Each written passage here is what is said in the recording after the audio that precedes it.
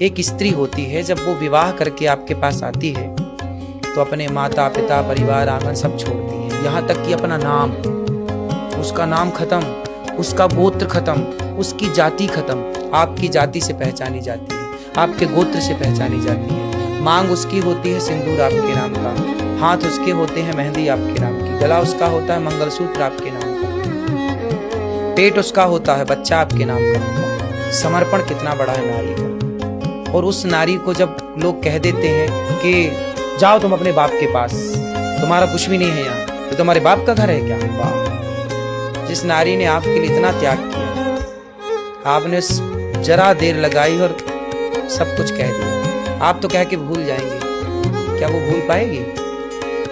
इसलिए नारी की इज्जत करने की बात है तो सब करते हैं, पर नारी की इज्जत करना सबके बस का भी तो नहीं भैया।